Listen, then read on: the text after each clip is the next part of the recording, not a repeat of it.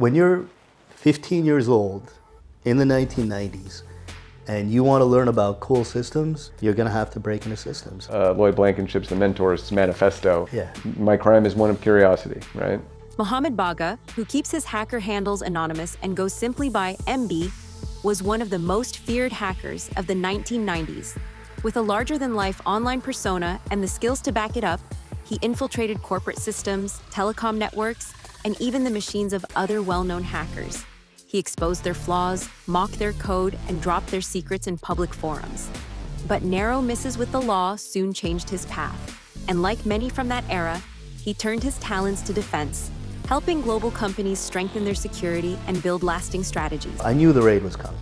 I put everything I had onto 3 floppy disks. I rolled them up in a hockey jersey. 2 days later, sure enough, get ready. It's US Treasury and FBI. They took all the drawers out of the dressers, they took the mattresses off the beds, they threw everything everywhere, and they never touched that hockey outfit.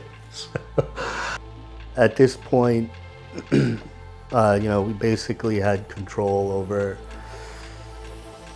the entire country's telephone system. Almost, I would say probably about 65 to 70%. Rochelle.com? Yeah, so I never actually publicly admitted to this, but that was me. Hacking is not a science, it's an art. The fascination that I had with hacking, it was almost sacred for me. The subculture will never exist again, right? It's gone. Nothing like it can ever happen again.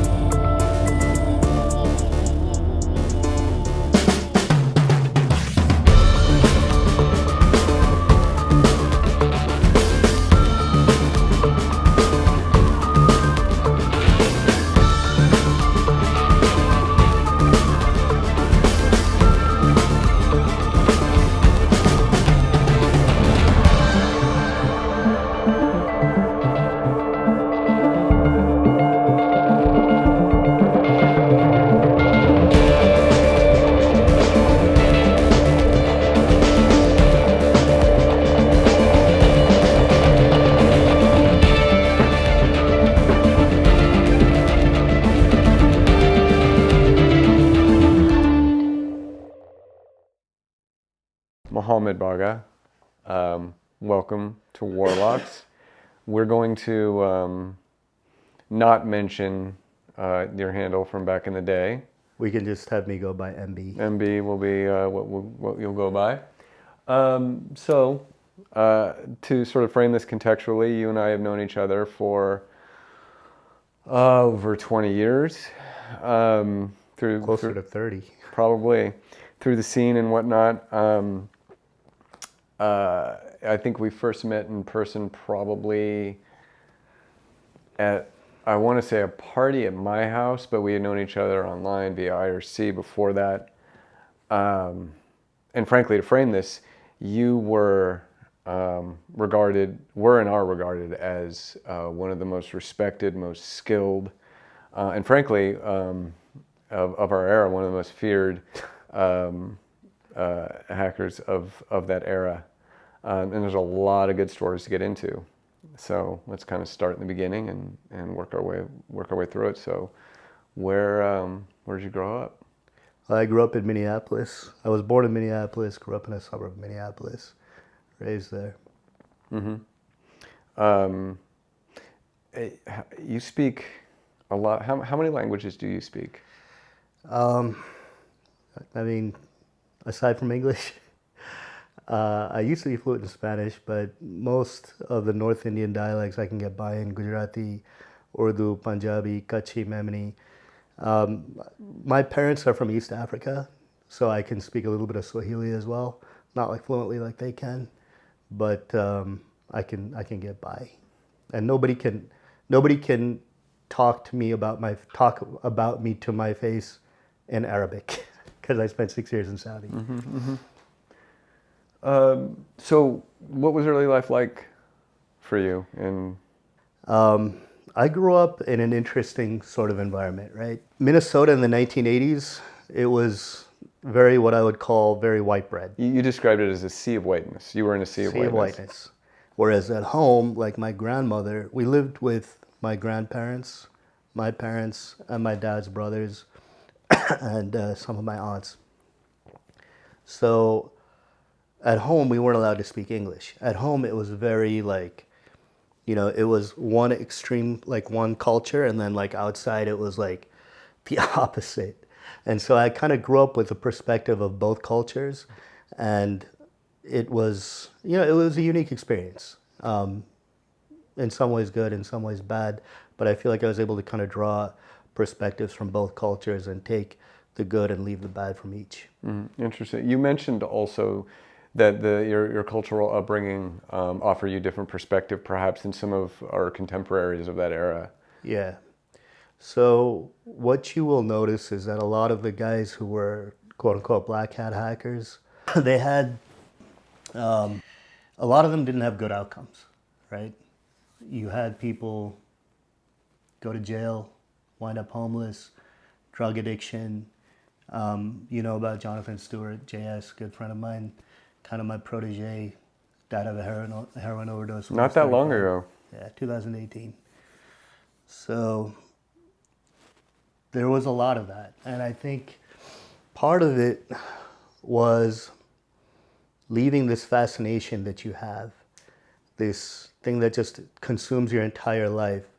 And then now you're no longer part of that. It's no longer part of you. And you're seeking to fill that void, and you just become directionless. And in a way, it's almost like PTSD, right? Not to trivialize actual PTSD. I noticed that for a lot of the very serious hackers that like maintained stability and were still grounded and didn't go off the rails completely, a lot of them came from that similar immigrant background, right? Like either one or both parents was an immigrant, and the values that they grew up with, like for me, like the cultural and religious values that were instilled in me, even though I was like kind of wild in my late teens, early 20s, it kind of kept me grounded. And, as I matured into adulthood, was like the stabilizing force in my life. And my grandmother, she was very into social life. She was very into socializing and community and keeping like community together. And when I say community, what I mean is like the Indian diaspora from East Africa. So, and that didn't just include like my ethnic community, but it also included like Gujaratis, Punjabis, Shias, Sunnis, Hindus. Everybody was kind of part of that group, and everybody like knew my grandmother, and she was like, like a matriarch of the community. And so she was always cooking. I remember that. She was always making like, traditional Indian sweets, jalebi, barfi, gulab jamun, these types of things. Yeah, so part of it was in East Africa, they were already diaspora, right? Like nobody really looked like them there either. And they were all kind of together. And in that time, like the political polarization and like, the ethnic and religious polarization that you now see in India and Pakistan, it did not exist in East Africa. And they brought that with them to the US. So it's kind of like I said, one big community, people of different religious backgrounds. To the average white person, ethnically, like we might seem the same, but to us, we knew the differences, right? Of course. But it didn't matter. And now, like, it's kind of sad to see, like, in the modern era, those differences are, like, so magnified, and they tend to create separation. Whereas when I was a kid, we would go to, like, the Shia events, and I'm a Sunni, so they would come to ours, too. I don't think you would see that anymore. Yeah. So one thing I'm kind of, like, related to this, curious about is again, in this sort of very polarized Midwestern upbringing that you had, What was that like for you in terms of growing up as you described yourself, one of the only brown kids there, and not just the kids, but some of the teachers? So I'll tell you something. Growing up, I thought sofa and soda were words from my dialect because I never heard a white person say sofa. So it was always pop or couch, yeah. right? And the only people who said sofa or soda were my family. But as far as growing up there, yeah, there was a lot of racism. Kids are gonna pick on anybody who's different, even if it's not like, like a malice aforethought. It's just you're different. I'm gonna pick on you for that reason, even if they really have nothing against you, just for being brown or looking different or believing different things. But the teachers know better. And the teachers knew better, but I got in a lot of fights growing up. It was just a consequence of being different, and a lot of times the teachers would blame me, even if I was just defending myself. And I didn't realize it at the time, but looking back in retrospect, there were definitely racist teachers that I had to deal with. I remember one gym teacher, I remember this so clearly. There were two kids picking on me, and I was in first grade, so I was about 6 years old. And this one kid, he tried to shove me, and I kind of punched him. I was like 6. Yeah. I was like, I'm not like throwing like a right cross. You're not a UFC fighter yet. Yeah. So he falls on the ground and he starts crying, and the gym teacher comes over and he grabs my ear and he like twists it, and he's like, you're going into like whatever it was, detention or timeout or whatever. And I got in trouble that day.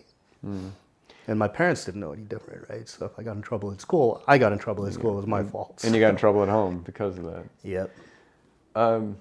Do you think that any of this sort of toughened you up for what would become later some adversarial relationships that you would cultivate perhaps as or through the course of you being in the scene, and the persona that you would adopt and all of that? Perhaps in general, you grew up the same era, 80s, 90s. It was a different world, right? There was no such concept of toxic masculinity. There was just, you're either masculine or you're not. And the misogyny, it was horrible, yeah. All of it was, it mostly, I think it was made worse by the fact that we could type through a computer, and there was almost every circumstance, there was never any consequence of this behavior. So people said whatever they wanted, no matter how offensive. And we were all anonymous too. Yeah, pseudo-anonymous. Yeah, I would agree with that. And in order to survive, you had to thicken your skin, or you just wouldn't last in this social community that we had built. Yeah, I mean, even before the scene, right? Like, I dealt with a lot of that, and I'm really grateful, like, that my kids growing up, they don't have these issues. Like, my older two boys have never been in a fist fight, right, in their entire lives, which is good, right? They don't have these expectations that, oh, you gotta like act like this, or you gotta act like that, or like, you're not a man, or they don't have like the racism either online or in school. There are a lot of other kids that look like them now, right? Especially where they're growing up. So I'm grateful for that, and I think it did. I think growing up like that did prepare me. Like, I wasn't shocked by what was going on online, and I was fully prepared for it, and I was ready to give as good as I got. Usually better than I got. Indeed, you did, and we'll get to that. You mentioned that you excelled academically until computers and testosterone intervened. Yes. You want to give some color to that? I was, academically, I was very strong as a kid. Straight A's, always like, 99 percentile standard testing. Around the time I was like 12, I hit puberty, and like, the testosterone, the rebelliousness. 12, 13, and then 14, I discovered computers, and that was like when it just went completely off the rails. And I was like, this is what I want to do now. This is what I'm interested in. Academics took a back seat. Academics really like got tossed out the window, forget the back seat. And that was what I focused on. And It was, there was a point where my parents were so frustrated. We had a very old family computer. It was almost like functioning as a dumb terminal for me. 386 maybe? It was a 486 Okay. SX20. Sure. With what, maybe 8 megs of RAM? 4 megs of RAM. 4 megs of RAM, nice. Yeah, I had the 80 megabyte hard drive. Yeah, sure. I couldn't really do much with it. Did you at least have a color monitor? Yes, Okay. I had a color monitor. But I wanted to install Linux, and I didn't have a modem, right? So I saved up, like when I learned about modems and wanted to get a modem. You went to a flea market. Yes. And I think you were about 14 or 15. And I've always said this, that in that era, in our thing, modems were the gateway drug to the hacking scene. Yes. So let's hear about your journey there. Absolutely. So, kid at my school was like, he's talking about BBSs, and I had kind of dabbled in online services because my dad would sometimes bring home free trials. It didn't really, it was cool, but it wasn't like a big deal to me.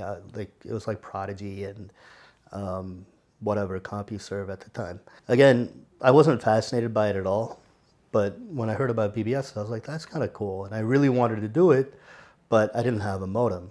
Or I think the machine had like a 2400 baud modem, and you couldn't call most BBSs with anything less than 9600 by that time. And these are referring to, because folks may not even have any context on what we're talking about here.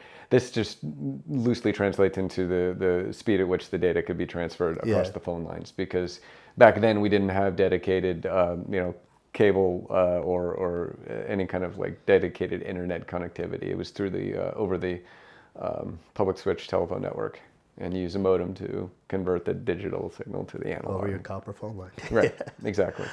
I saved up for months, random relatives giving me money,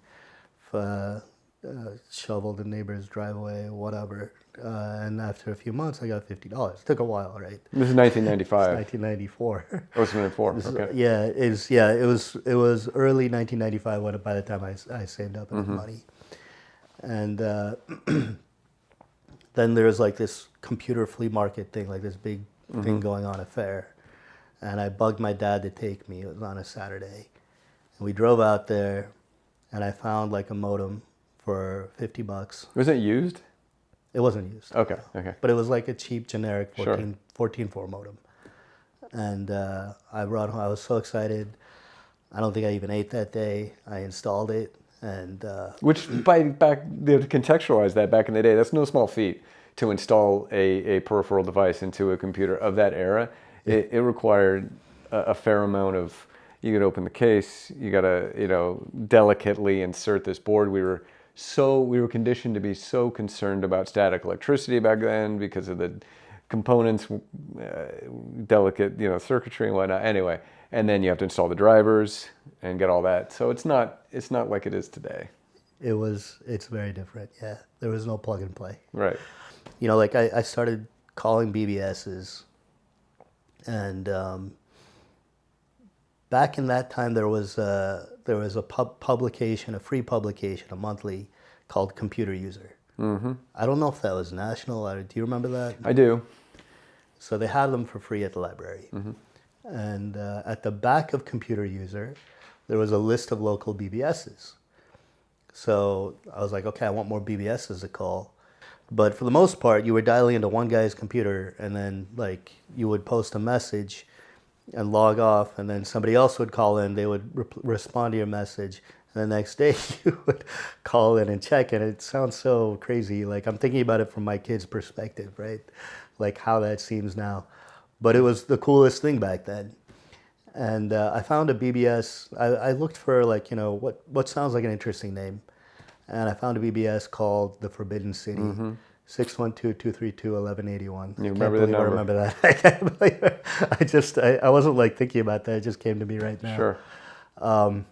And they had a section called HPAVC. Hacking, freaking, anarchy, virus, and carding. I think that's it, right? And it's basically the equivalent of 4chan today, or some sort of subculture of like where the less the antisocial type like online behaviors could be discussed at the time.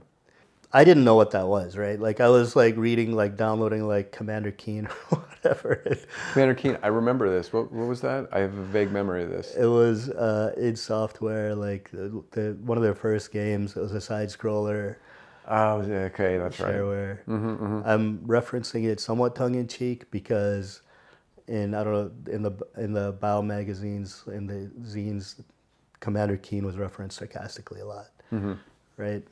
But I actually was downloading Commander Keen. I remember playing some food fighting game where you could, as you said, this notion of effectively like having one move per day, like being able to play this game where you get to. I have some vague memory of like throwing a piece of fruit at somebody, getting some points, and then having to log in the next day to be able to do it again. There was no sense of immediacy. Like in today's world, this is unfathomable. I remember the food fight game. I remember Trade Wars, Barren Realms, Usurper, Lord was Legend of the Red Dragon or something like that. But I'm looking. I thought it maybe had something to do with like air conditioning or something. HVAC, sure. HVAC, yeah. And one day the system operator, broke into chat with me, and his name was Vega. And I asked him, "Hey, what's this HP VAC stuff? This section you have?" And he was like, "Dude, you don't know about this stuff?" I was like, "No." He said, "It's really cool. It's hacking and phreaking, and like, hacking is breaking into computers and phreaking is breaking into the phone system." And I was like, that sounds pretty interesting. He's like, "Download the latest PHRACK. It's in that section and read it." And I downloaded it. It was PHRACK 46, I think it was. It was one issue before one or two issues before I took over editorialship of PHRACK magazine. You took over at 48, I think. It was 48, yeah. So I downloaded, I read it, and I was so fascinated by it. PHRACK magazine being sort of a amalgam of phreaking and hacking, and a magazine of all of these articles by the hacking scene, for the hacking scene kind of thing. Yeah, it was like the underground zine. Like everybody knew PHRACK, and it was like kind of the gold standard for underground hacker zines. And so after reading it, I was like, I want to read more about this stuff and learn more about this stuff. So I went to the library. And I looked for like, anything hacking related, and I stumbled across this book called Masters of Deception, the gang that ruled cyberspace. Yeah. And I read that and I was blown away. I was like, I want to be just like these guys. These guys are doing the coolest stuff. And so I started, like I downloaded ToneLoke. ToneLoke is a war dialer. You want to describe what that is? War dialer, like basically what it would do is you would have it scan for modems, right? Everything was dial-up. So you would tell it, okay, scan 612.888.XXXX. Yeah, so what I would do, I would run it at night, right? Like while everybody was asleep and I wasn't hacking. Or by that point, I started, going to school less and less. So I would run it during the day and then I would sleep while it ran. And then like, my parents would come home and I would pretend like I'd been at school the whole time. And it would record whatever, as you said, it would record whatever carriers it found, and it would create a log of whatever interaction it had with that modem. At some point, I found the University of Minnesota's terminal server. And at this point, I'd found some cool systems. I'd been hacking. At this point, you would consider yourself, you've sort of like entered the hacking scene. Yeah. I was calling other hacker PBSs. I was now starting to break into PBXs. PBXs being like sort of private private phone networks for companies and such. Yeah, which gave me the ability to dial long distance and be untraceable and all of that. But when I, sometime in like 1995, when I stumbled across the University of Minnesota's terminal servers, I realized you could see everybody, like all the sessions that were active without logging in. You could see like, okay, like Joe Fulan is going to, acm.cs.umn.edu. A internet host. It was what you would learn this was an internet host. Yeah.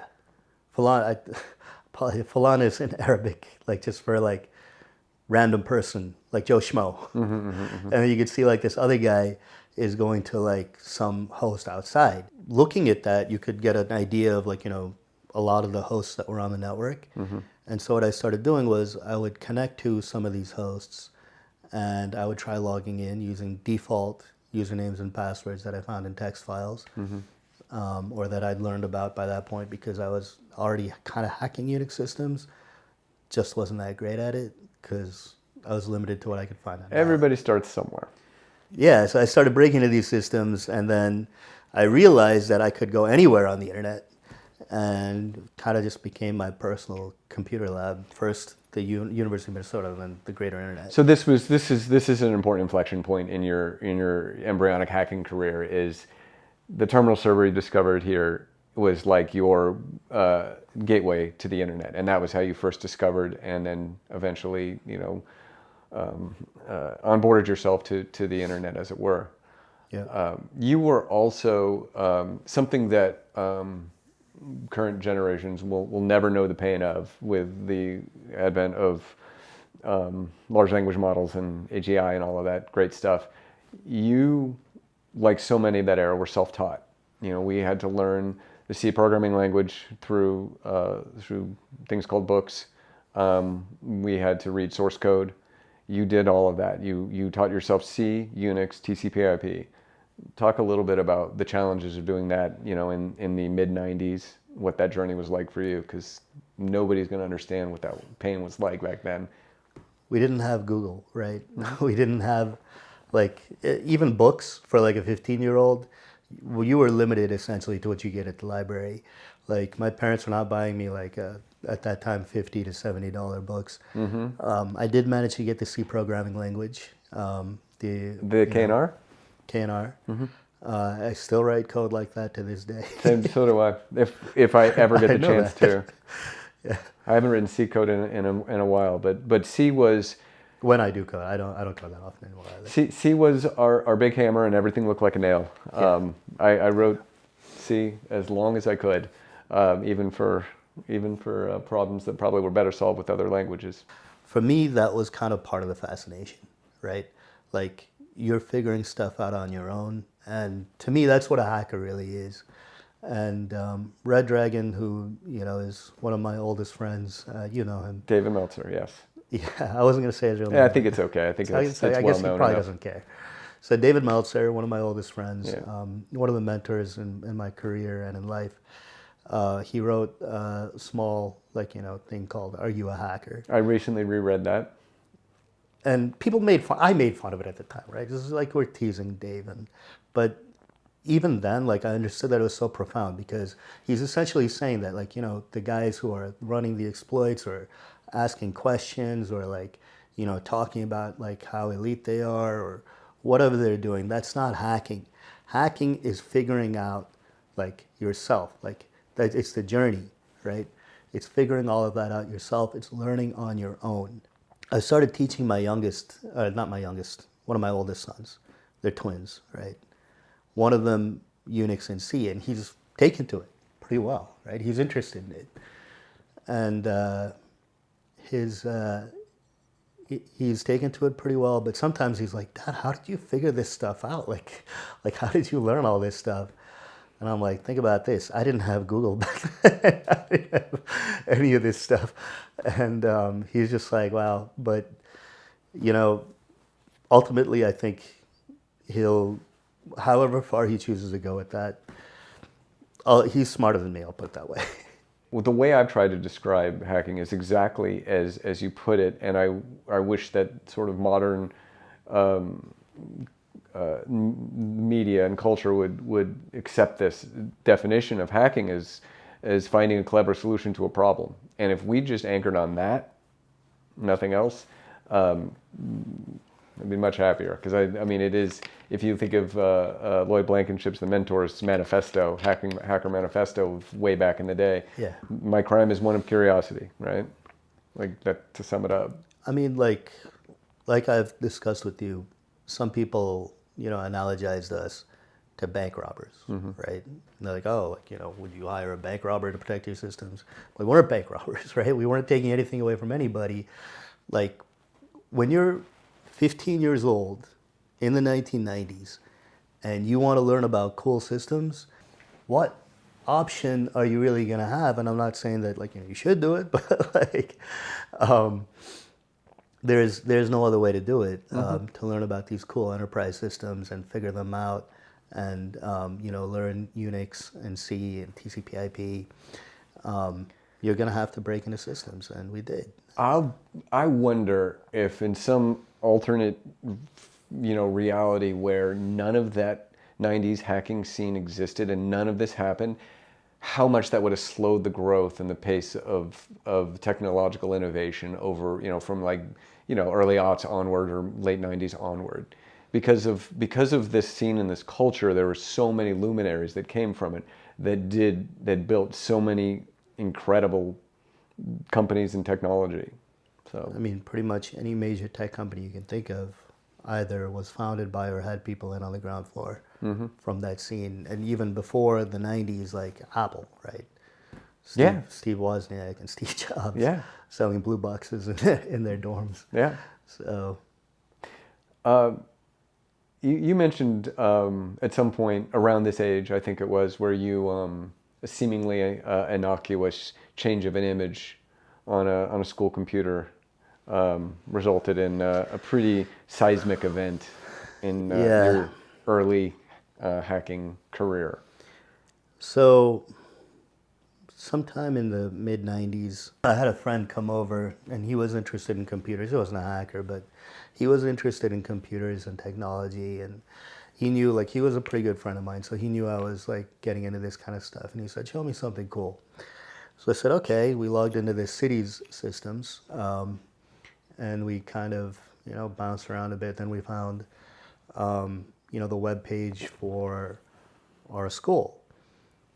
And I said, hey, check this out. And I changed a picture of one of our teachers to something just goofy and stupid, and probably a little bit obscene. It was something bizarre, like a Martian or something like that. A relatively harmless prank. It was relatively harmless. I didn't think it was a big deal. I didn't intend any malice. I had no enmity with the teacher whatsoever. We just thought it was funny. But it turned out that it actually was a very big deal. I got raided shortly thereafter.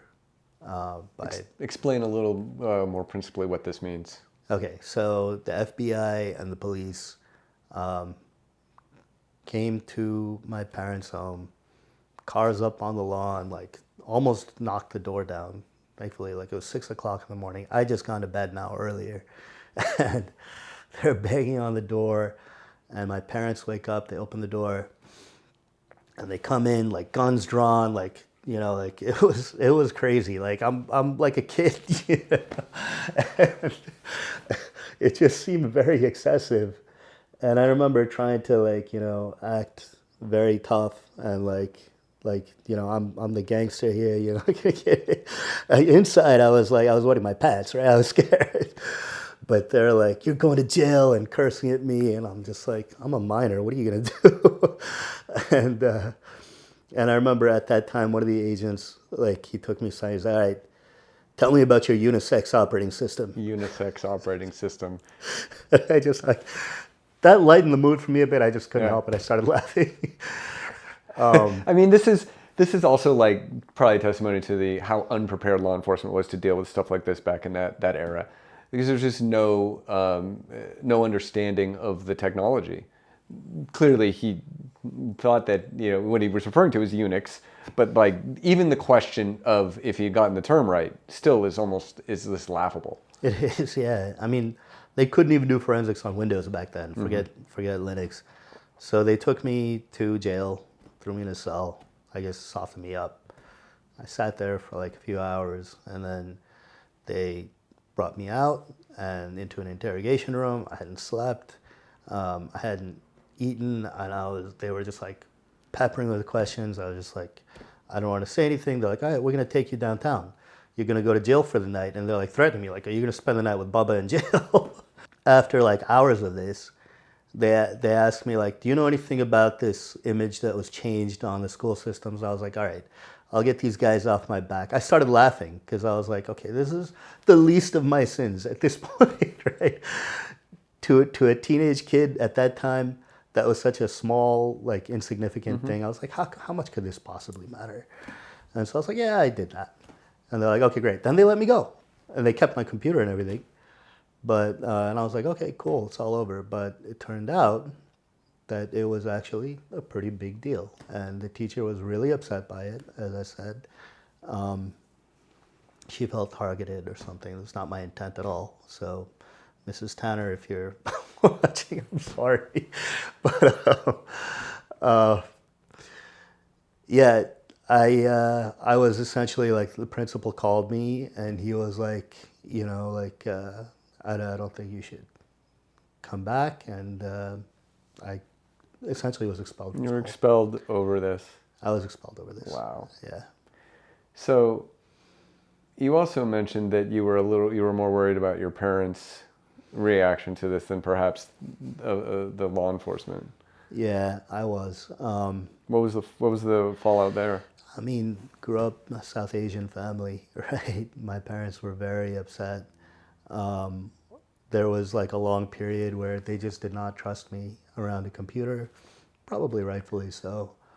I did not stop hacking after. You got to understand the level of addiction and the fascination that had for us. How about right? the sense of community that you start building too? So that was a big part of it too. Initially, like, I had kind of avoided the whole social scene. It didn't interest me. But in that world, like, especially like being in Minnesota in the 1990s, there were not a lot of people I could relate to in real life. Sometimes, like, you know, it wasn't cool to be a geek in the 80s and 90s. You know, not like now where everybody calls themselves a geek because they like Spider-Man or whatever. Right?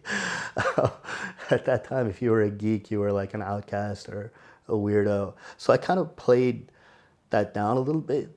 But I didn't really have to. I could be myself with, like, you know, people like yourself or Stephen Watt and, you know, the Haggis guys, the MOD guys. These people, like, were intellectually my peers, and like socially, like, I could interact with them. You I can could be relate myself. to them. I could relate to them. Yeah. Sometime before your first raid, you you had broken into a PBX of the office where the investigators had worked, and you called one of the investigators at their home, almost in a sort of catch me if you can kind of moment.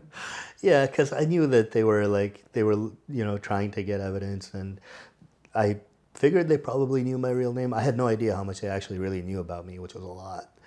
But I called his house and made it appear like I was calling from his office, right? So, and I told him, I'm sitting in your office right now. And like, he, you know, freaked out naturally. And I guess, I don't know if they sent people to the office or what happened after that. But it was one of the things that led to, like, them really wanting to find a reason to raid me and stop me from what I was doing. It wasn't actually anything I did that resulted in that. I had what you could say is like a family friend who started getting interested in this stuff, but he had no real intellectual curiosity. He was interested in fraud, which never appealed to me. Not something I ever wanted any part of, right? The H and the P appealed to me, like the hacking, the freaking, the anarchy, virus, carding. No interest for me. Yeah, you never had any part in that. I remember quite distinctly. You were feared and respected for your level of technical skill, but none of that other stuff was you. It wasn't me, but this kid was like, he was always telling me, like, show me how I can get credit card numbers. You know, I want to learn how to hack just so I can get credit card numbers. And I'm trying to explain to him, like, that's not what it's about, but he didn't care, right? And then he got arrested because he was carting stuff to his own house. Like Yeah. he was fraudulently ordering stuff to his own home, which inevitably you're going to get arrested. Yeah. He and his friends got arrested. He told all his friends about me. I'd never even met them. And they got arrested. And according to the guy's older brother, this guy was like gangster. He was like, he was mad at his kid brother because he snitched on me. As soon as they got arrested, he came to me and he was like, Mohammed, man, they were crying like babies and they were like, Mohammed's a mastermind. You know, like, they were trying to save their own skins. And this is the basis upon which your first raid That's happened. how I got raided, yeah. Okay. Chronologically, the second raid, how long after the first was that? So the second raid was a few months after the first. It was kind of an aftershock raid of sorts. They wanted more information. I was still hacking at that time. I was a little more careful about it, a lot more careful about it actually, but What does it mean to be more careful? So what it means to be more careful is to cover your tracks, right? To be stealthy, to be careful how you like access systems, and to not leave artifacts behind, forensic artifacts. On the computer systems themselves? On a computer system. Because of like the fact, I didn't really have a computer, right? The feds and the cops had taken my computer. So I kind of cobbled together like from parts that I found from like friends and randomly like that had been sitting like in the basement, a 386, and I used it was like a 1200 baud Hayes modem. For context, it's really hard to frame this in modern terms. How, like this is the equivalent of MacGyvering together a computer out of like spare parts you find in the garage, and I mean 386 CPU. Even in this is still this is probably 96 maybe ish. 96-ish. I mean that's 97 maybe. That's yeah. You're lucky that you were able to get online at this point. I was lucky to be able to get online, but again, 1200 baud modem is so painfully slow. Like I don't even know how to put that into like the latency from when you type a key to when you actually see that key, the character appear on the screen was probably like palpable. It was, yeah. I mean, sometimes like just to mess with me, my friends, if I was on IRC, they would dump a page of text. It would take like 5 minutes to load. Sure. I'll be like, guys, cut it out. Yeah. And because of that, I couldn't really do anything in the same stealthy way that I would have liked to, right? I had to dial up directly to places. My traffic was not necessarily encrypted all the time. And so I knew the raid was coming, right? Because while they were monitoring me, I was also monitoring them. And I could see like some of the communications that were going back and forth with some of the sites that I had compromised. The FBI had contacted them. They were communicating using PGP, but I had patched their PGP binaries. Let's unpack that a bit. So PGP was at the time sort of it was pretty good privacy, and this program written by Phil Zimmerman that was cryptography for the masses, and you patched it, meaning that you modified the binary. So every time they encrypted something, and I had a lot of other operating system patches that worked in conjunction with that, but every time this guy encrypted something, it would create a hidden copy for me elsewhere. So I could see his communications. I knew it was coming. So like, I think 2 days before the raid, I got rid of a lot of my stuff and I put everything I had onto 3 floppy disks, right? Because we used those back then. Yeah. So it was like, 1.44 meg floppies. Were these 3.5 or 5.25? No, they were the 3.5. Okay. Yeah. This was in the 90s, right? So 3.5 was I guess so, yeah. So I took these 3 floppies and I rolled them up in a hockey jersey, old hockey. I played hockey when I was a kid, grew up in Minnesota, right? So, and I stuffed that hockey jersey into my old hockey helmet from when I was a kid, left it on the shelf in my closet. 2 days later, sure enough, get raided. It's U.S. Treasury and FBI this time. And they come in and they tore the house apart. Like, it was bad. Like, my mom was so mad. They took all the drawers out of the dressers. They took the mattresses off the beds. They threw everything everywhere. And they never touched that hockey helmet. They didn't really have anything, right? Like, whatever monitoring they had was not, like, there was no warrant for it. So it wasn't admissible per se. I was still a minor. And they never got any evidence from the raid. So they took my stuff and they left. And that was it. And after that was when I became very, very, very careful. Mm-hmm.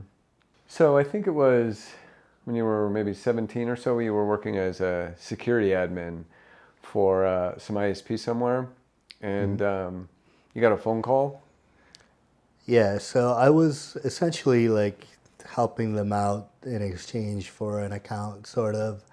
And I got a call from the Secret Service, and they said to me, it turned out like what had happened was they had called the owner of the ISP, and they said to him, like, you know, we're looking for this guy, and they used one of the handles that I was using at the time. And he said, yeah, okay, you know what, call my security admin and talk to him about it. So they called me, and the Secret Service agent calls me asking about, like, he said, yeah, you know, we've, you know, like heard that there's, or like gotten information that there's this hacker named, like, that handle at the time, using this site. Can you tell us anything about that? They were essentially calling me, asking about me. Like, they didn't know that, of course, but that was like a very, like, kind of a jarring experience, and kind of one of the things that I had already been raided. I didn't want to get raided again, so it's kind of one of the things that scared me straight, so to speak. Scared you straight to being more careful? At that time, more careful, and then eventually phased out, like, my hacking as I you know started to become a professional, phased out my quote unquote black hat hacking career. While you were still deeply in it, you were part of or adjacent to some of the most notable and notorious and skilled groups of that era. Groups like Haggis, BOW, MOD. Yeah. Can you talk about, let's start with maybe Haggis, for example. Let's start with the sort of the genesis of that group, notable members, and some of the things that went on.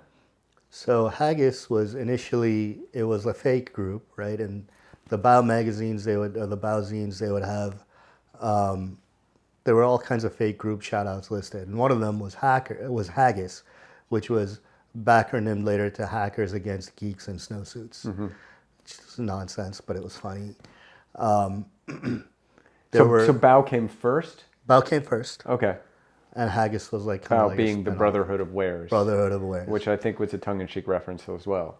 Yes. So I'll explain a little about BOW. So Brotherhood of Wares was, at that time, like in the early, mid-90s, there's a lot of overlap between the software piracy or wares scenes and the hacking scene. The hackers, like, as, like, you know, things started to, like, coalesce into their own little silos, the hackers really looked down on the wares kids, right? Mm-hmm. Because it doesn't take any talent to send files back and forth. Right. There was a small, maybe elite group of folks that would be able to actually crack the software. Yes. And those people were very different. Yeah. Right. That took skills. But to actually just disseminate and distribute, there was no skill in that. Which was the majority of the wares scene, mm-hmm. Right? So there was a zine that came into existence called Brotherhood of Wares, which kind of mocked the whole wares scene. And, you know, they used wares terms and they pretended to be like part of the wares scene. And that's actually, interestingly, this is actually where the term 0 day in the context of like exploits and vulnerabilities comes from. Because initially that was like a wares term, right? 0 day was like software that was unreleased and unpublished. And somebody had it, they could send it to you, that was 0 day wares. BOW used that sarcastically. It kind of caught on in the hacker scene because of that usage. And it's so fascinating and funny to me today. Like, I'll hear marketing people who have never seen a Unix command line in their life refer to zero-day exploits. And like they're using a term that came from hackers mocking the Where's Kids in the 1990s. So like, let me contextualize this. So I remember Bao, I remember Haggis from back in the day, and you were part of both of those groups. Yes. And Yeah. this I didn't know until I read your intake, that to contextualize this properly, you guys are credited with popularizing the term zero-day in the industry. This is now an accepted term in the computer security industry to refer to vulnerabilities and such, or rather exploits of vulnerabilities that are unreleased or not widely known about. And the genesis of that was you guys, and that's a fantastic It's story. funny, right? Yeah. I mean, it happened, like, that started even before I was in the scene, right? The BIOS started in 94-ish when I was still saving up for my first modem. 93 or 94. But, Haggis was two guys, Trout and Sloppy. And they had taken the name from one of the BIOS and they were using it. And I wound up, it's a long story, basically, I wound up hacking Trout. And I started talking to him, and, I realized this guy is actually legit. And Sloppy was like, a friend of ours. Sloppy is everybody's friend, right? Like, if you got a beef with Sloppy, you are the problem. There's something wrong with you. I remember he was the nicest guy. He was the nicest guy.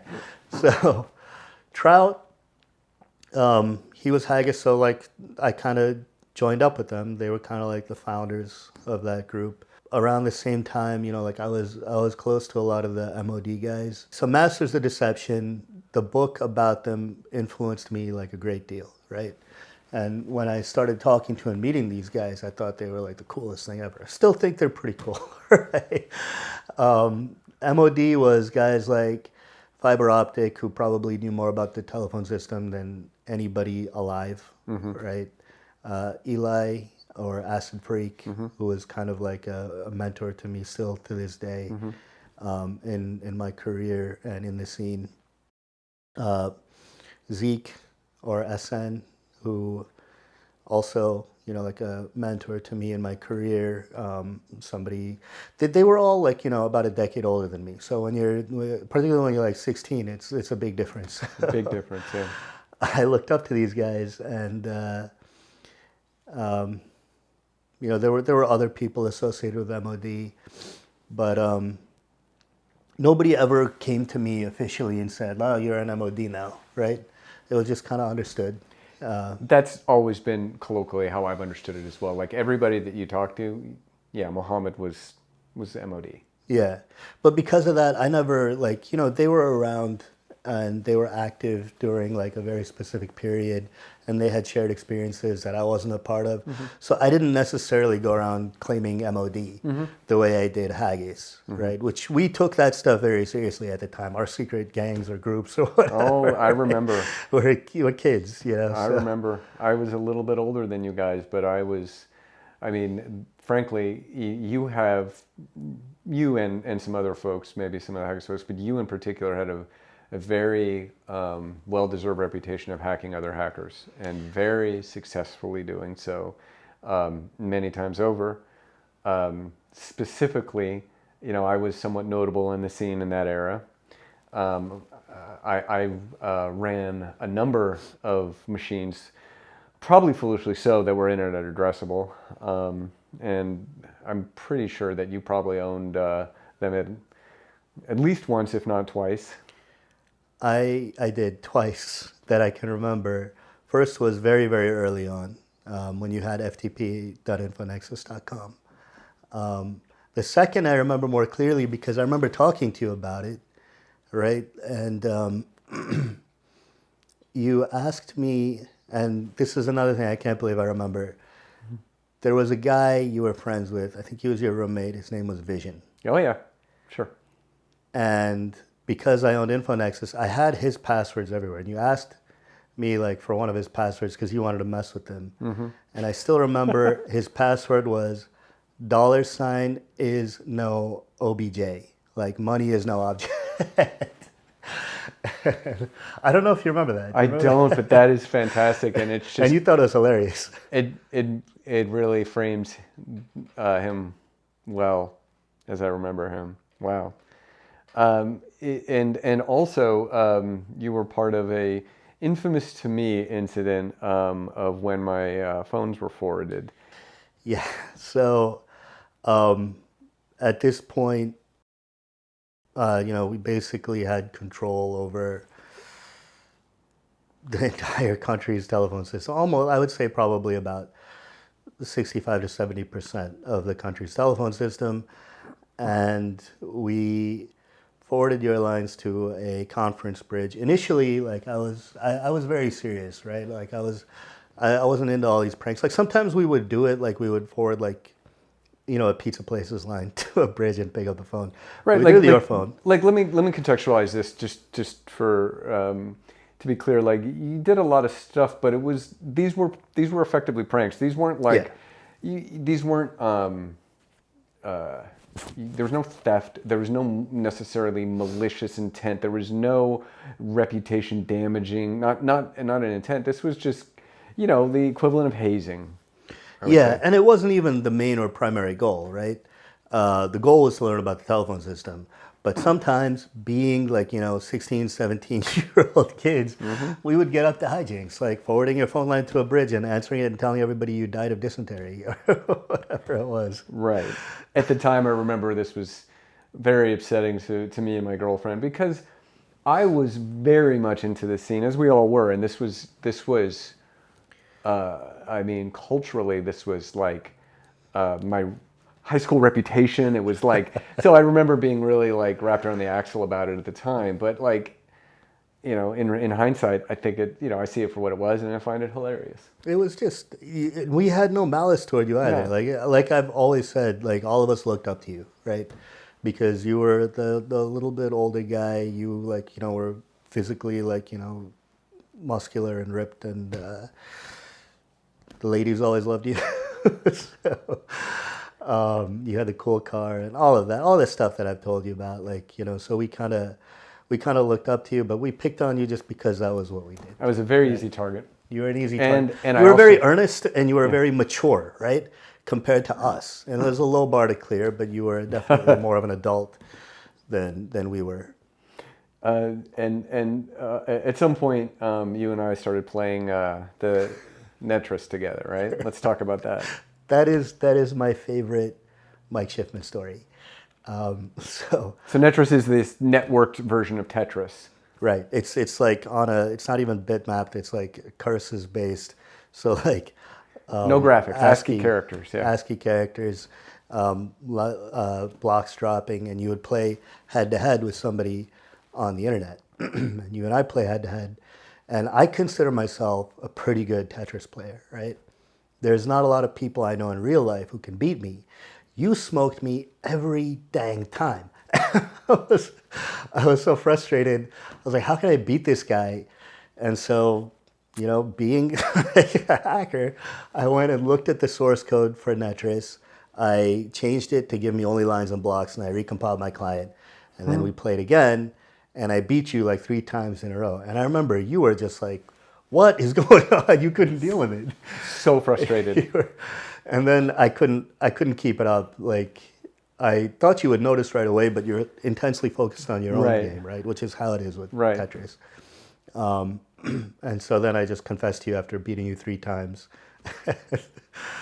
I did get my revenge later when we played Words with Friends and Boggle, whatever else it was. So for those who don't know, LOD was a Legion of Doom. That was like, in the 1980s, that was like the pinnacle of elite. Like if you were really, really good, you were in the Legion of Doom. And they were the best of the best. So the official narrative is that there was a falling out between Fiber Optic, who was in the Legion of Doom, and the Legion of Doom. And Fiber Optic and his friends in New York and Pennsylvania and New Jersey went on to form MOD.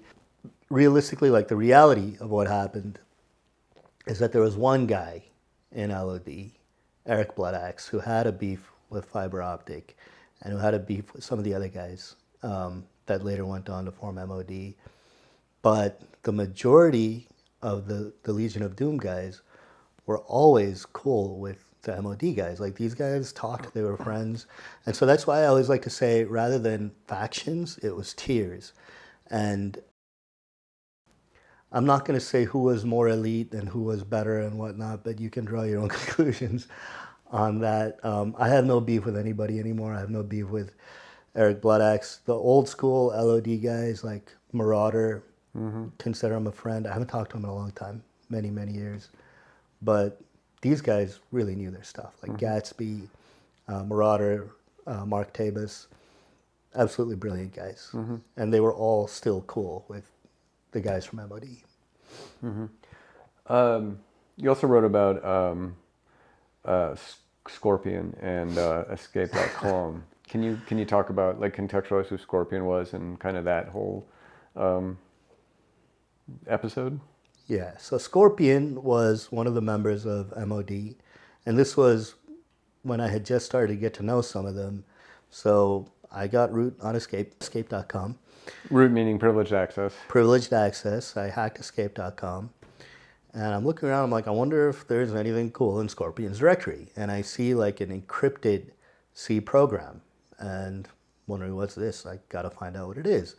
So this was like very early on, right? So the first time I was patching PGP, which, as you mentioned, is a pretty good privacy program for encrypting software.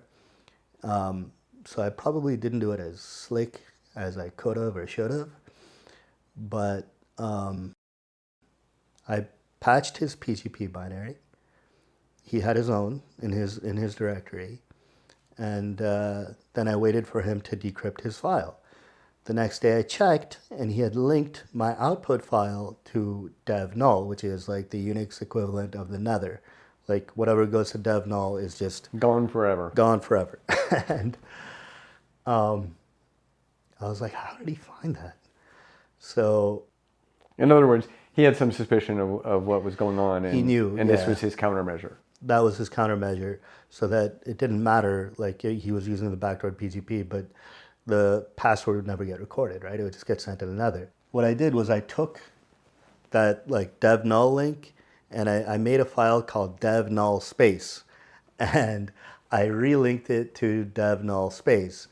And he ran it again, and then I happened to talk to him on IRC like a day or two later, and what I had found was that he was using a vulnerable setuid binary.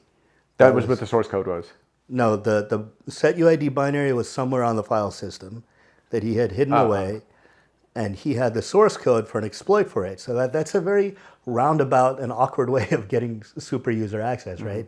You're going to put in a vulnerable binary that only you can see, and then you're going to use exploit for it to get root. And so I asked him, why are you getting root that way? And he was like, how did you get my password? Like, I linked it to dev null. It's still linked to dev null. And I said, check again. It's linked to dev null space. So he found that kind of amusing. He thought that was sneaky and amusing. That was, I think, the only time I ever talked to Scorpion. He would come on IRC sometimes. It was usually his girlfriend coming on IRC. And that's a whole nother story. What about the, let's talk about Wing and LOD.com, and maybe contextualize who Wing was and is, and certainly in the context of the 90s hacking scene, because he's a significant figure. So Wing, I won't use his real name here. He's, I don't know what he's comfortable with or what he's not comfortable with. But Wing was one of the most brilliant Unix hackers. Also very feared back in those days. Also very feared back in the day. Wing is somebody like I've had like a close relationship to for a very long time. Like he's been like he's slept on the floor of my childhood bedroom before. So as I mentioned, like the MOD guys were still cool with the LOD guys. Wing had an account on LOD.com, which was Marauder's site for like, you know, Legion of Doom Communications. And I made myself an account, right? Because I hacked LOD.com. And Marauder knew he didn't care. He was okay with it. He was like, just don't do anything messed up. And I noticed Wing had a file, and this was when I was still, like, I had just kind of started to get to know him. He had a file in his home directory that was also an encrypted C program. And I don't know what it was with these MOD guys, but nobody else ever caught PGP backdoors. These were still very early, like, kind of not the slickest or stealthiest, but I backdoored the PGP binary on LOD.com for everybody, and everybody was decrypting away like nobody realized, and I was just waiting for Wing to use the PGP binary to decrypt what it was in his home directory, and I suspected that it was just a honeypot file just there to draw attention because he had a text file description that made it seem like it was something very cool. Something about this is how I jump over walls? Yeah, like as in this is how I get around firewalls, which you wouldn't leave that sitting in your home directory on a shared system if it was something like that, right? But one day I checked, like, you know, the log, and I see that he's left a note that says, "You're sloppy, you only catch lemurs, better luck next time," or something like that.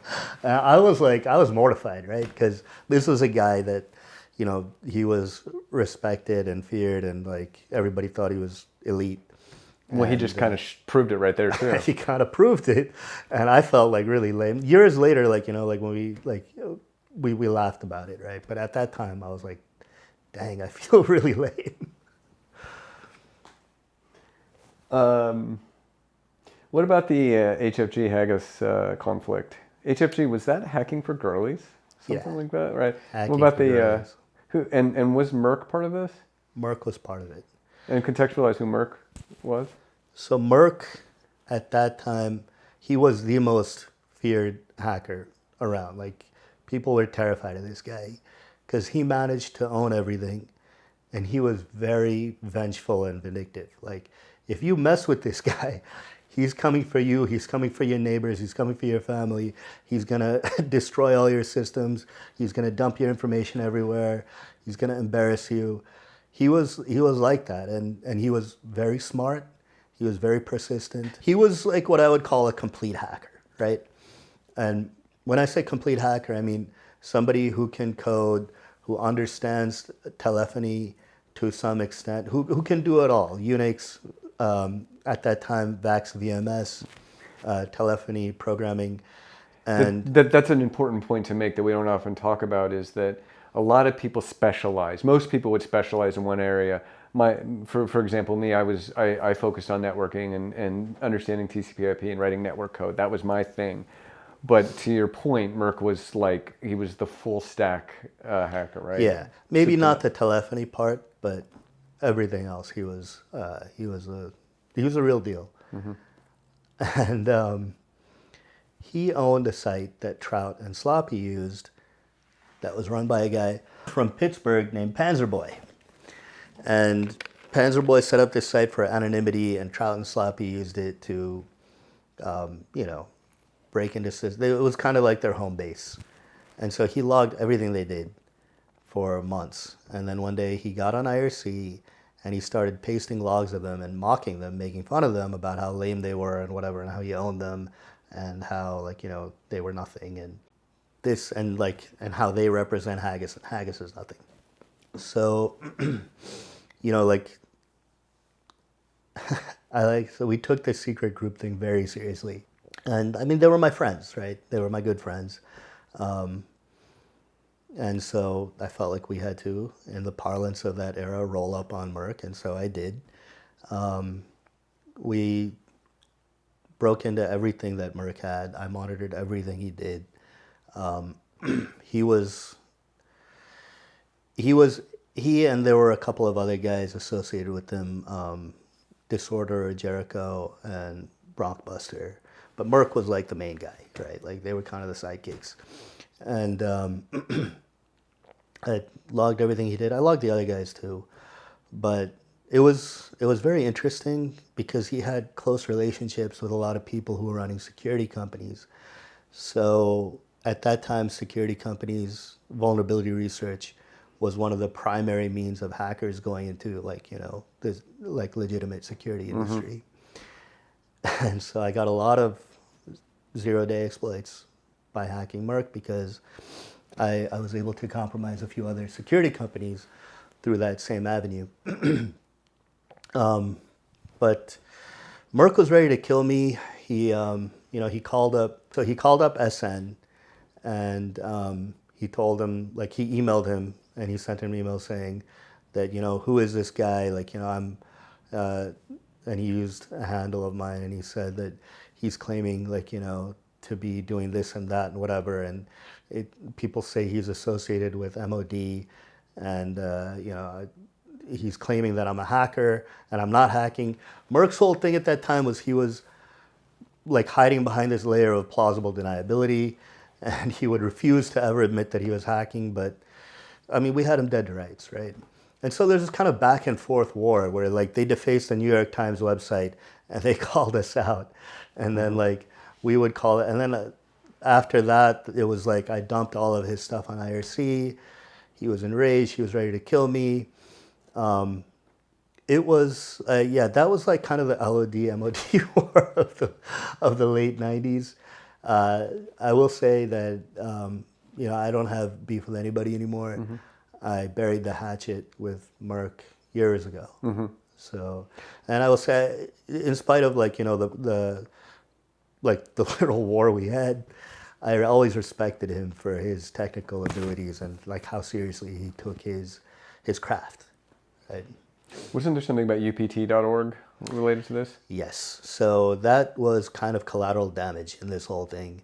Merck's base was UPT.org, which was unfamiliar territory, familiar with a P, PH. It was run by his very good friend Invalid Media. I think they have since had a falling out, my understanding. But they had a standing challenge to hack UPT.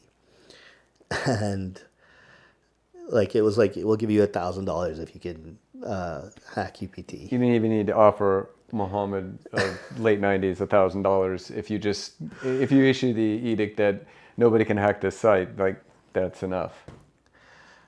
And I didn't just hack any. I also like broke into Invalid Media's home network, like his like local area network, and got all of Merck's stuff, all of his files, everything.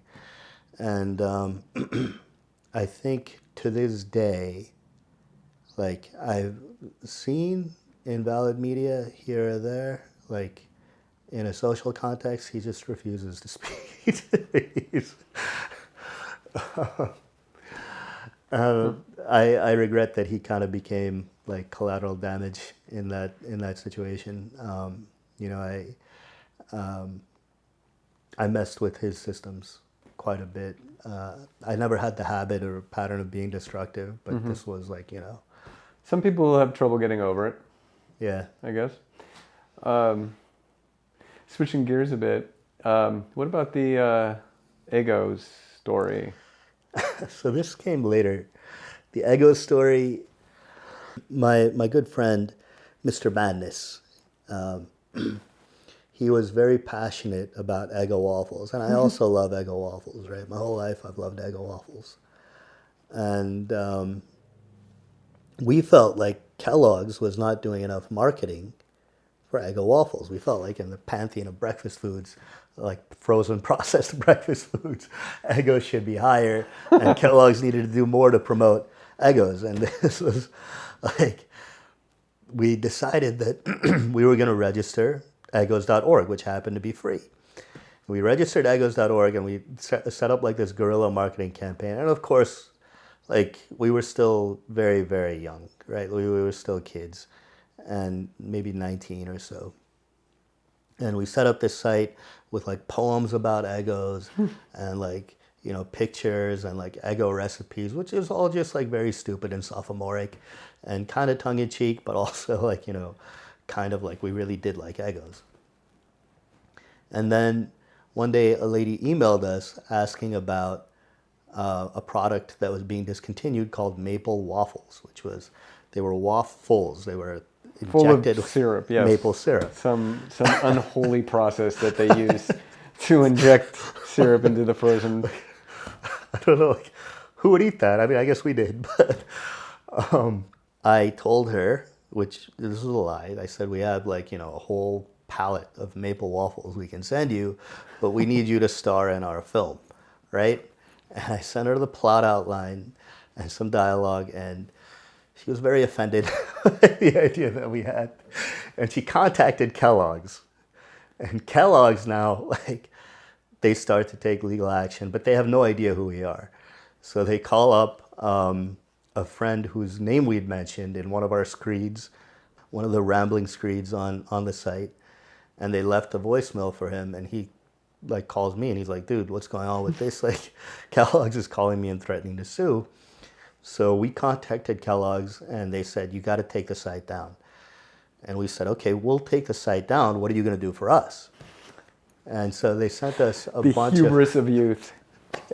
The hubris of youth.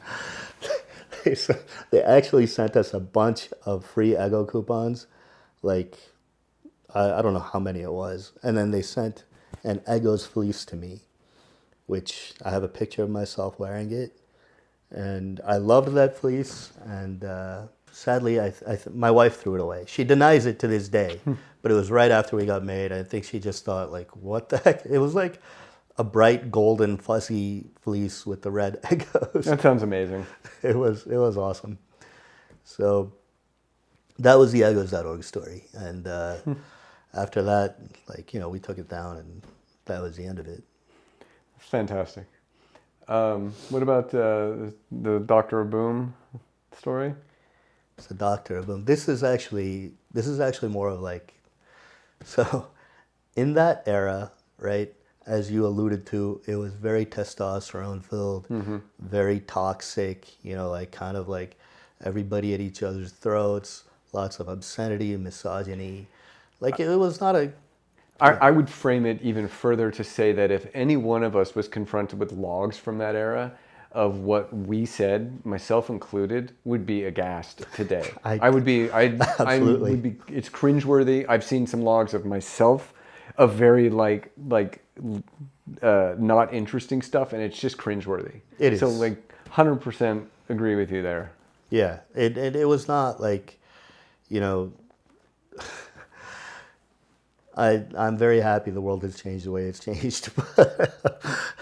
In that time, like, it was just, it was like, like a battle royale constantly. Yeah. And in this environment comes a guy who, like, in modern parlance would be described as having golden retriever energy. Super nice guy, very intelligent, but like very like earnest, eager, very open and friendly, right? And so naturally, like, people see, like, it's like a golden retriever come to a bunch of wolves. Like, they're just like ready to tear this guy's throat out. It's a very broad attack surface he provides. A very broad attack surface. But I liked him because he was very genuine and he was very smart. And this was Napster, right? The guy who started Napster. And so we started a hacker group together he called it the Crazy Techno Dweebs, which in retrospect is a little silly, but we had good memories, right? It was a fun time, and nobody was taking it that serious. But he was more focused on programming and learning how to program and stuff like that. So I remember one day he came to me and he's like, I'm working on this music file sharing thing. And me, I was like pure black hat hacker all the time. I was like, that's lame. Why would I care about sharing music? It was like, because he was like, do you want to work on this with me? I should have probably taken up about the offer, right? Hindsight's 2020. Hindsight's 2020. But there was another guy who was part of that dweebs group who, like, he had a habit of latching on to anybody he could. He was not clever or intelligent or like he didn't have any real skills himself. His whole goal from like when I first encountered him was to latch onto somebody else's star that would make him rich, right? And there were a lot of very intelligent people in this world, and a lot of them did become very wealthy. One of the people he latched onto was our mutual friend Snow Crash. And he tried to start a security company with him and release an advisory. So what we did was like the vulnerability that they had, we kind of released it first, and then we passed their advisory that they'd written about the 0-day vulnerability around everybody, and kind of made a big joke out of it. Snow Crash and I became friends later, but this other guy, he went by the handle Dob, Doctor of Boom, D0B. And the second person he latched onto was Napster. Even though like he had nothing to do with Napster, whatever commercial success Napster had and the enormous cultural success, he kind of parlayed that into, I was a founder at Napster. And then he was consequentially brought on very early at Facebook. Now, Dobbs' his real name is Sean Parker, right? So, portrayed by Justin Timberlake in The Social Network. He managed to get on early at Facebook, and after like a very short while, I guess Mark Zuckerberg realized this guy does not know anything, is not going to be useful to me, and they gave him the boot, but he kept his shares, and he's a billionaire now. So I guess he got his way, or he managed to achieve his goal. Yeah. I think you and I were talking about this earlier. There are a lot of people from our era that, as we said, either through their own direct involvement in the hacking scene or being orthogonally like right place, right time, were part of very seismic shifts in cultural technology and consequently became fabulously wealthy. Yep. A lot of folks. Yep. Sort of on the sort of whole rubric of the hacking scene and the culture that you and I were deeply enmeshed in, you wrote that it's gone now and will never come back again. I mean, the whole paradigm no longer exists, and there's no way for it to exist anymore. I think now for somebody who seeks to follow that same path, it just doesn't exist, right? Now you have Google. Everything is open source. Everything is available. I kind of liken it to how when I was a kid, I loved going to the arcade, right? Because you got to play cool games and whatever. You didn't have that at home. My sons have zero interest in ever going to an arcade. Because why would they, right? They're going to go play. They have all these awesome games and everything at home, right? They have the powerful systems and every game they could want. Zero reason for them to go to an arcade. It's kind of like that. We didn't have those systems. We didn't have access to those systems. And in order to get that access, we had to break into them. Now, like, personal systems are so much more, they're more powerful than enterprise class systems from when we were kids, right? Considerably more so. Probably our iPhones are more powerful than most enterprise class systems from that era, right? It doesn't exist anymore. And I would say now, like, if somebody is kind of seeking to follow a similar path into cybersecurity, the way to do it is, to learn technology from a foundational standpoint, just like you would have had to be a successful hacker back in the day. The other thing that I would say, I've opined the same in the past, that our thing it was ephemeral and it's gone now. Modern day, you have any single question that you have about technology can be answered for you in as quick as you can type it. Technology is also much more homogenous now, right? It's all Linux and Windows. There's a billion different types of systems back in the day. Security, computer security, and the hacking scene, and all of that has evolved differently as well now too. It's far more high stakes. There's nation state threat actors. There are lives on the line. It's a much different playing field than it was 25, 30 years ago. And back in that era, I remember thinking, I love this culture. I love this pursuit of knowledge. I love what we're doing here. I had also recently watched the movie Sneakers, which I think came out in like '93, Robert Redford. They'd romanticized this idea of breaking into computer systems as a job. And I'm like, that's what I want to do. And I remember making this cognitive decision in my mind that I was not going to do anything that would put that in jeopardy. So like maybe talk from your perspective in that era, and also having benefit of hindsight, what were your thoughts around that, and how did you make the evolution from, black hat scene to professional career? I mean, for me, it was a very simple like calculus, right? I was turning 18. I had already been rated, right? I had gotten a job offer to go work full time, and I was also like, the challenge was now like, it was becoming increasingly like, it was diminishing. Whereas like there were other challenges that still existed. There were still other things that I could learn that didn't have anything to do with breaking into systems. Having said that, I think having that background and like having had those experiences gives you a unique perspective and gives you a unique ability to know how to defend systems, because we both know penetration testing is not the same thing, right? Even red teaming is not the same thing. Unless you've done it and you've had that perspective, you're not going to be able to defend systems as well as somebody who has. Which is not to say that somebody who didn't come up in the same way or follow that same path can't be good at what they do. But I'm just saying that, there's kind of a unique abilities and perspectives that come with having had those experiences, I'm sure you know. I think companies are kind of, starting to catch on. There was this trend for a long time of, a guy who's in charge of security look good in a suit and have an MBA and whatever. And a lot of organizations wind up getting out because of that, right? People without practical experience that end up in decision-making roles. Yeah. And even if you don't have to be technical, you still got to hire people who are technical, right? So how does your background enable you to make those decisions? Because you are in a position now where you do have to make those kinds of decisions. Yeah.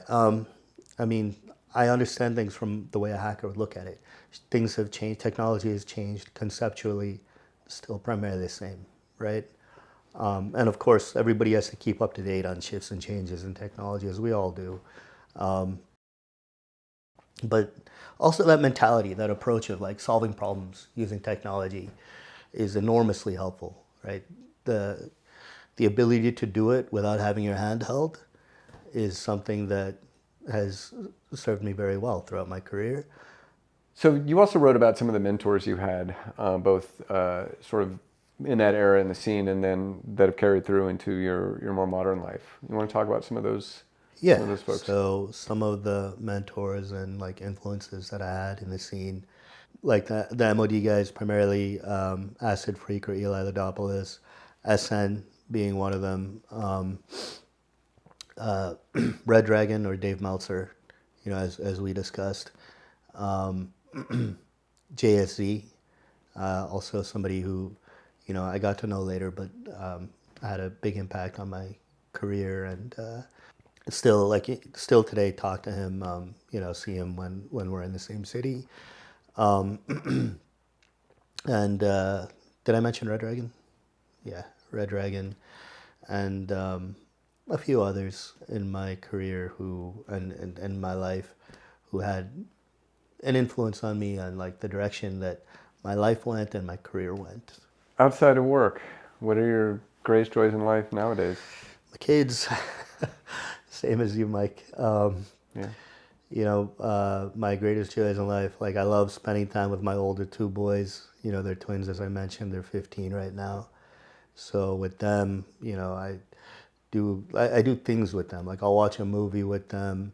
We went through all the 80s movies and like my favorite movies of the past. And recently we watched the Godfather trilogy, which they loved. Right? That's great. Because I feel like they're finally old enough for that sort of thing. Teaching them how to drive now, how to shoot. As I mentioned, teaching one of them Unix and C. I taught them chess. One of them really took to it. The other one is more interested in piano. But I cannot beat my son who's into chess anymore. I can't even get close. Wow. He crushes me now every time. And I always give them the maxim of Mao Zedong, civilize the mind and make savage the body. um, and recently, one of them was like, Mao's body wasn't very savage. You also mentioned because your other two are younger, and the bedtimes and everything, and that resonates deeply with me as well, because that's a hallowed thing that we only get for a temporary amount of time raising our kids, right? You're right. My daughter, she's 12. She is my princess. She's only got one daughter, and my wife complains that I spoil her. We have like this whole bedtime routine. We have a secret handshake that we've been doing since she was 7, and we do like the New York Times crossword mini and the connections and such together at night as part of our bedtime routine. And there's like this whole complex routine that goes into it. But that's like one of like my favorite parts of the day, right? And then with my youngest, he also has kind of his own bedtime routine. He has me read him a book or like a chapter of a book. I find like an icebreaker, which is sugar-free, behind his ear. Otherwise, my wife wouldn't allow it. Behind his ear, and he gets to have that. Then he puts on my shirt before going to sleep. He likes wearing my shirt, and he's like very attached to me. Like, and he's the reason that during the school year I don't really get any sleep, because I suffer from insomnia, right? So I tend to sleep later and wake up later. But during the school year, he's up at 7. He comes, wakes me up at 7 a.m. And then it's time to go. Right? Yeah. So. Yeah, kids are the best, man. They really are. It's the best thing that a man could be, is a dad. My youngest still is at the age where he thinks I am the strongest person alive, besides Mike Tyson. He hasn't met you or Stephen Wong. My son thinks I'm so tall. And why did you agree to do Warlocks in the first place? A few different reasons. Number one, the subculture, and like that period of time in my life when I was hacking, like it was so important to me, right? And the friends that I made in this scene, and the people that I got to know, some of them are like, I count them among my best friends. The fascination that I had with hacking, like it was almost sacred for me. And it's important to me that it be memorialized. The subculture will never exist again, right? It's gone. Nothing like it can ever happen again. And I'm happy that somebody is doing this, memorializing it.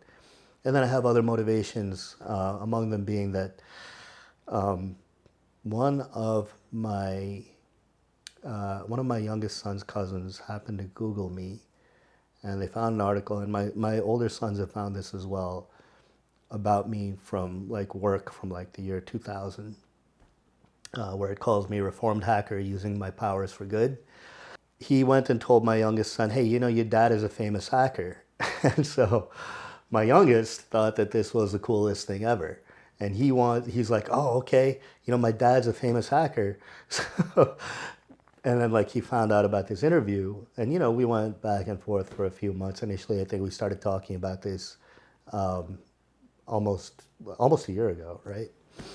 And that's one of the reasons I want to do it as well, because I want this to be something that my older two will understand this now, and I want them to see this, and I want them to know about it. Like, it was so important to me that I had them read the MOD book, the Masters of Deception book, and they came back to me. They're like, Dad, this is really boring. I was like, what?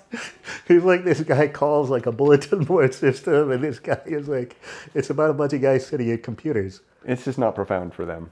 It's not profound for them, which I guess is a little bit of their revenge. I told you we watch movies together, right? We watched Ferris Bueller's Day Off a couple of years back. And I told him, imagine if it was your guys' day off, it would be 8 hours of somebody sitting in front of a screen, right? And so they're like, well, this is literally about people sitting in front of a screen, and you read a book about it. So, but yeah, I want them to know, like, about these experiences. Like, they formed who I am, right? It is a big part of who I am. Yeah, you want to institutionalize this for posterity. exactly. That is one of my deep motivations as well. Yep. So continuing through your reign of terror, let's talk about some of the other notable hacks of that era. Rootshell.com? Yeah, so I never actually publicly admitted to this, but that was me. And I kind of tried to throw people off the scent by... But let's talk about what was Rootshell.com. Why was this notable? So rootshell.com was a repository for software exploits and hacking tools and all of that kind of thing. And it was known as a site for that back in the day, back at that time.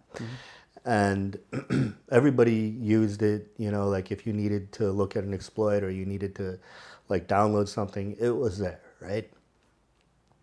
So I had owned rootshell.com for some time and wasn't doing anything with it. So I I happened to I changed the web page and kind of mocked like the site admin. His name was Kit Knox. I don't know him. I assume he's a good guy. But, different time, different place. And then just to throw people off the scent, like I mocked everybody in the scene. Like I just kind of this was a site used by hacker scene people, right? So I was kind of addressing the entire hacker scene, and I just made fun of everybody. And to throw people off the scent, I made fun of MOD a bit. I got an earful about that. Some people were very upset that, hey, why would you diss MOD, right? But it was funny. There were all kinds of rumors about how I did it, and it was amusing. I remember I called the Legion of Doom the Legion of DOS, and Masters of Deception the Masters of Dropstat.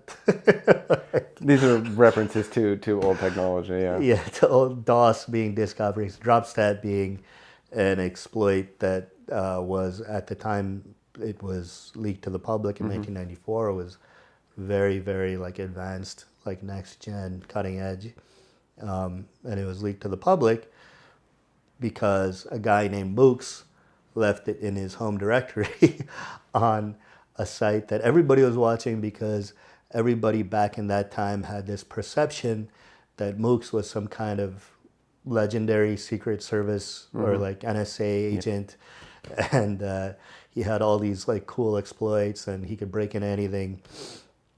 Having heard these stories myself, I'm like, okay, I got to see what this is about. This guy was so well known that in early IDS implementations, IDS being intrusion detection systems, Intrusion things detection. that were looking for patterns of attack to try and detect malicious activity on a network, right? or host. There were signatures for this attack, and I remember looking at Ron Gula's Dragon, and he had the signature in in the file. It was RPC stat D _mooks, right? So everybody knew it came from Mooks, and so I wanted to find out what the deal with Mooks was. So I owned him, and of course, all of that stuff was hype. It was just made up, but I enjoyed. He was a very smart guy. He knew Sun Solaris. Mooks and JSZ are two of the people that I would comfortably say know Sun Solaris better than I do. That's a very high bar for me because that was my specialty, right? So it was fun, playing the cat and mouse game with Mooks. He would try to find what I was doing because he knew that I was hacking him, right? And he would get annoyed sometimes, and we were friends on social media up until recently, and then he realized who exactly I was, and he removed that connection. So I don't know if he still has a beef or not, but I know him and JSZ are still close. So I hear about him on occasion. What about NetSys.com?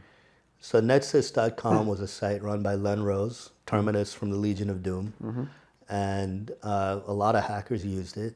It was popular with the old... I happened to own NetSys, and I was at this time about 17, and I wanted to start working professionally. And I was on the phone with another hacker who knew Len, And he called Len up, and I was on three-way muted, and he said, "Hey, Len, I know this really sharp kid who's looking for a job. Can you help him out?" And he said, "Yeah, like, how good is he really? Like, because everybody says they're sharp. Like, is he really good? Like, can he really break into stuff?" And my friend tells him, "Well, he owns NetSys." And Len says, "Yeah, he owns NetSys. Big deal. Everybody has an account at NetSys. Let's see him break into, like," and then he starts naming these systems. And then I'm, like, still on mute, right? But I'm messaging my friend his root passwords for the systems that Len is talking about. And so my friend reads aloud the root passwords, and Len flips out. Wow. And so my friend sends him my resume, and he emails me back, and he says, "I'll take a look at your resume. I didn't appreciate the unauthorized access." And I was like, "Well, you were kind of challenging me there." Right? So, I mean, can't really complain, but he never held it against me. He never hired me for anything either. But Speaking of, we spoke earlier, Frack Magazine. What about Night Lightning? so Which was one of the early Frack editors. Yeah, so Night Lightning, one of the first editors, the first editor of FRACK with Taryn King, right? He worked at, we'll just say, like, a very famous and well-known internet backbone provider. And you had to own, if you wanted to own the internet, this was like a good place to start. So, of course, I had access to this provider, owned it inside and out. And I had access to his workstation, which was a Sun system. And on his Sun system, in his home directory, he had a file called kl.infolist, Night Lightning's info list. And this was a database of literally everybody in the hacker scene, email addresses, real names, phone numbers, random information. If they ran a BBS, it was, like, extremely detailed. That's a treasure trove for a young Mohammed. It was like a cool souvenir, right? Yeah. And I know, like, when it got out, some people were very upset that he was keeping this database. But what had happened was I took this file, and I'm like, okay, I gave it to two people. One was SN and one was Sloppy. I know how it got out. I'm not going to name names. I told them, please keep this strictly confidential. It got out almost immediately. It was everywhere, right?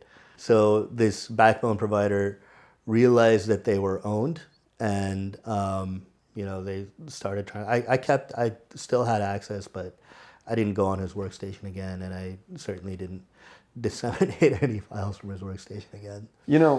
Not to excuse unauthorized access, because sure, that's probably not a very social thing to do. But of that era, if you are involved in security or the hacking scene, and to keep a file unencrypted, you've proven that that's not necessarily a challenge for you. Yeah. But nevertheless, to keep a file like that's so valuable, with a lot of that kind of information. Yeah, maybe you should have thought about how you should be custodializing that information in the first place. But or just not keep it to begin with. Sure. So again, talking about FRACK editors, you had some interactions with Eric Bloodaxe? Yeah. So MOD obviously had beef with Eric B. Going back, before when I was still a little kid. And then, I kind of inherited that, and I messed with them here and there. And the most notable incident for me is he used to come on IRC from a host called freeside.fc.net. And you remember that? I remember that. So one day I was bored, and I had owned everything about Eric B for a long time. I was bored sitting there. This is kind of, by the way, when the transition came to do I really need to be doing this anymore? When it ceased to be about the technology and the challenge, and became less and less challenging. And then I realized there are other challenges to be had elsewhere, and the sophomoric pranks no longer were so interesting or fun. So I got on IRC as Eric B from freeside.fc.net. People are messaging me. He was a very well-known figure in the scene. And you were impersonating him on the chat network. And I was making it very obvious that it was not actually Eric B. Mm-hmm. By the way, I was acting very ridiculous and very silly and whatever. And somebody called him, and I'm watching the system, and he logs in, and he's trying to figure out what happened. And I'm watching him and logging everything that he's doing. And he's like, I'm watching him hunt around trying to figure out like who's on the system and how. And then eventually he logs off. So what I did is I took that log and I commented all of his actions. And then I distributed that throughout IRC. It was kind of a jerkish thing to do. Again, in the present day, like Eric B and I probably, it's been over 20 years since I talked to him in a friendly way and we were fine. In fact, we didn't work like directly together, but kind of for the same company for a period about 15 years back. He was consulting for them. I was a full-time employee. So, what about some source code distribution modification? So this became a much bigger thing later on with operating systems and backdooring, But initially, the way it started off was like very early on in my hacking career. There was a popular IRC bot called Eggdrop, which you probably remember. And this was like one of the very first source code distro that I backdoored. Backdoor meaning? So I patched it so that if an Eggdrop bot received a specific command, it would then launch, it would listen on port 52477 and wait for commands. So basically open up a way for you to connect to it on the network in a place that you know where to look for it and execute privileged commands on that machine. Exactly.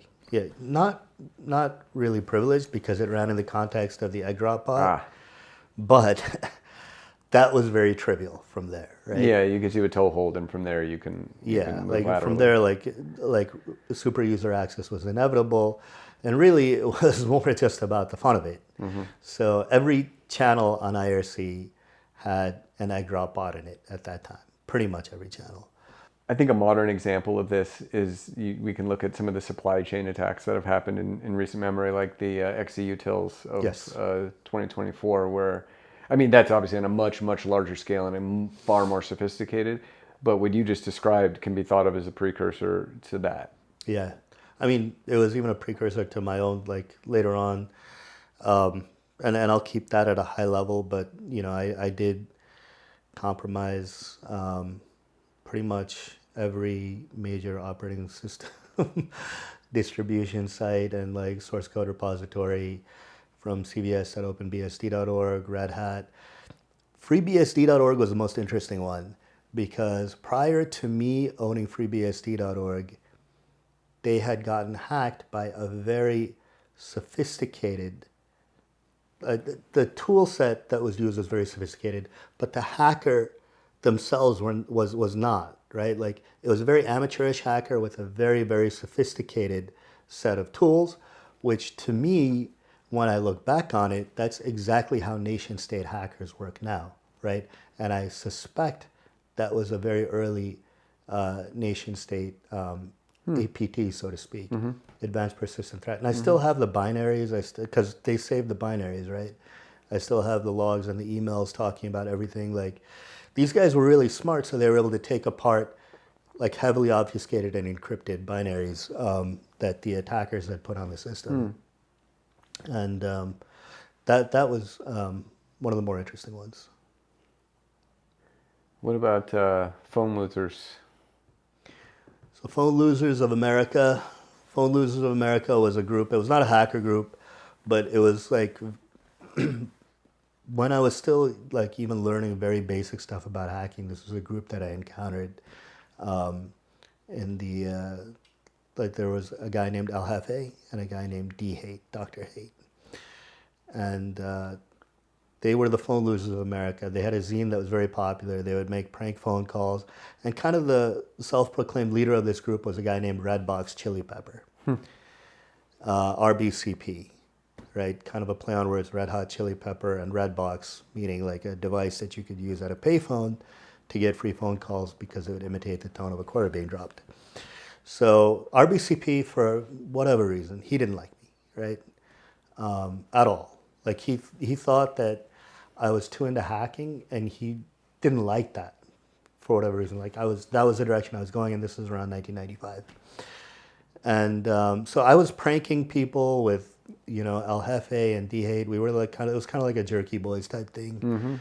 And I didn't stay interested. I was more focused on hacking. But what really upset me was that later on, Redbox Chili Pepper released like the last issue of the Phone Losers of America zine, and he had the membership listed, and he left me out on purpose.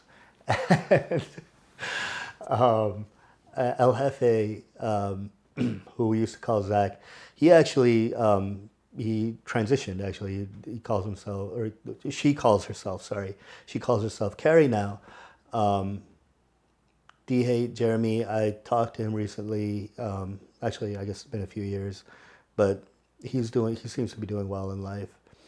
But they were both upset on my behalf. Like, that was not a cool thing that he did. Because that was something, it was really the first group that I was involved in, even though it wasn't a hacker group, so to speak.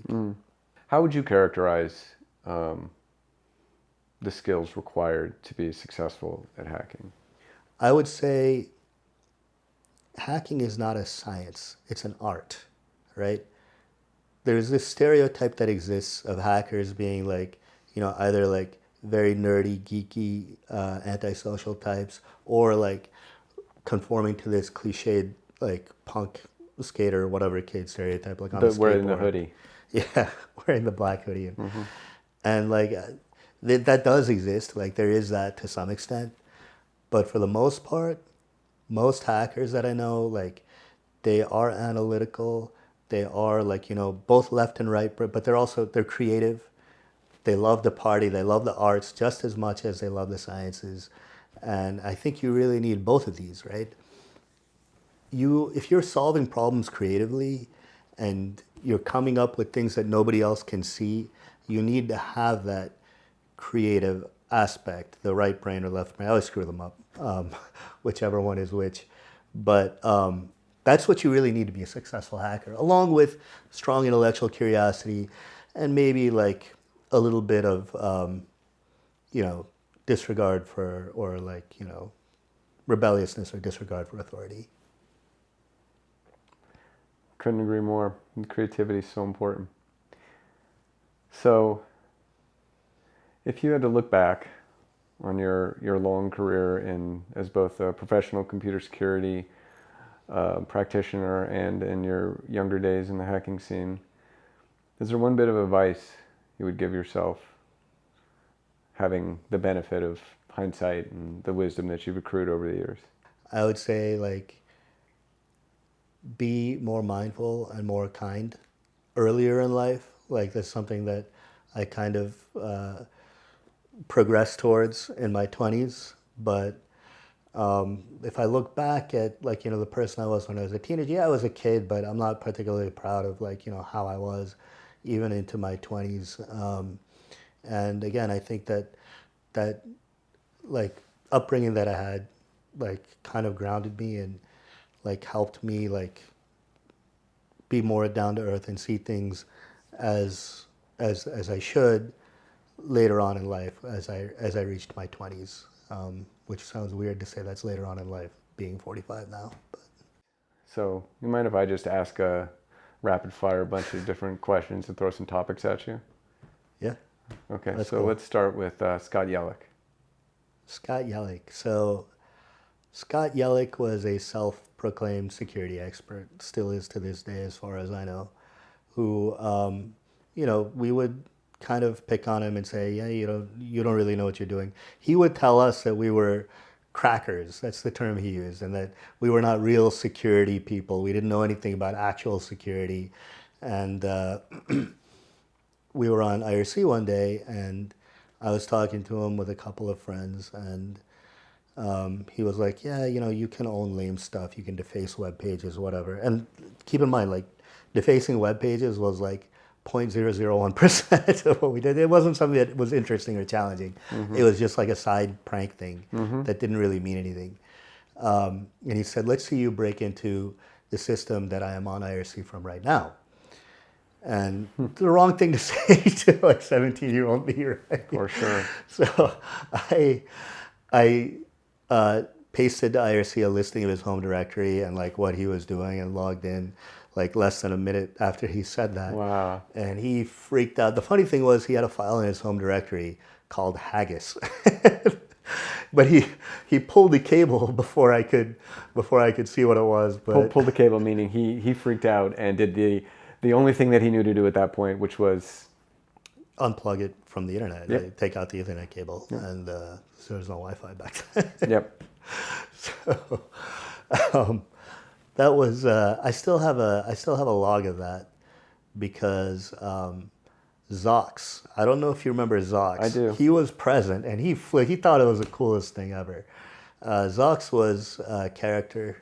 He was not a hacker, but he was just a character.